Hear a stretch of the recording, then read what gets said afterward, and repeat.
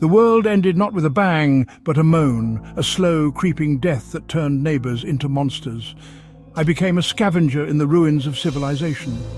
One day, silence, eerie, unsettling. Then I saw them.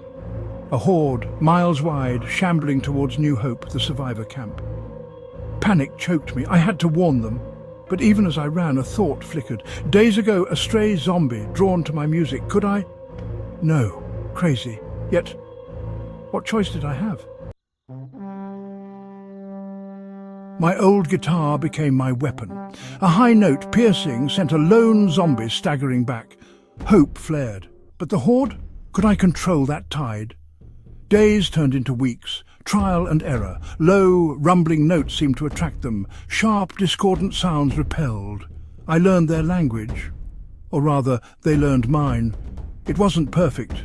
Sometimes their hunger overwhelmed my music, but I could direct them, heard them, a shepherd of the damned.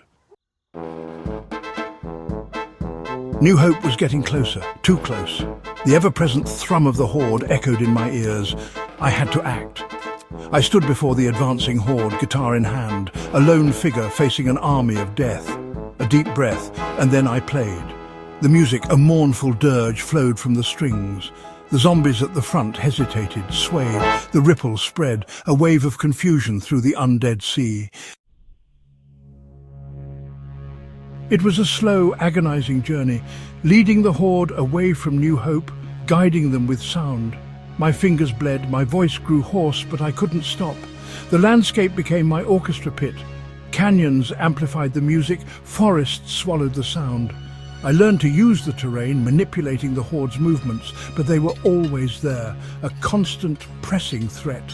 A symphony of moans and shuffling feet, a macabre chorus that never ended. Section 5. A landscape of loss.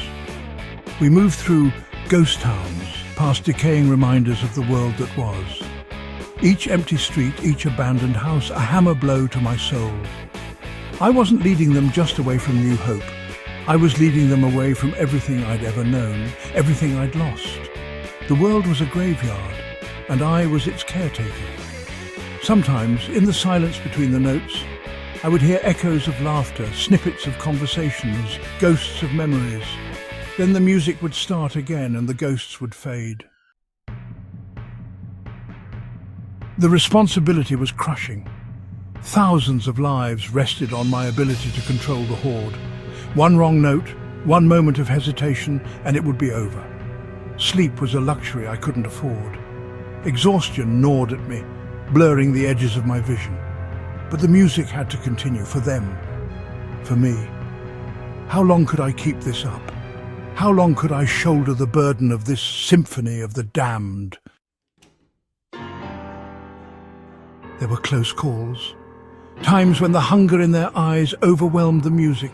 Times when the horde fractured, splinter groups breaking away, drawn to the scent of the living. Those were the worst times. Having to choose which group to follow, knowing that the other would become a death sentence for anyone in their path. The guilt was a heavy weight. I was a shepherd who couldn't save every sheep, a conductor leading an orchestra forever on the verge of chaos. Then one day I saw it. The ocean, vast, endless. Could I lead them in? Let the tide wash away this nightmare? It was a gamble, a desperate last-ditch effort, but what other choice did I have? The music changed, became faster, more urgent. The horde responded, their shuffling becoming a relentless march towards the crashing waves. I stood on the precipice, the wind whipping my hair, the sound of the waves crashing against the rocks below. The horde pressed in behind me, a sea of moaning, reaching bodies. This was it, the final act. But would it be a tragedy or a triumph? Would the ocean swallow them, or would they rise again, a new tide of the undead? I closed my eyes, took a deep breath and played.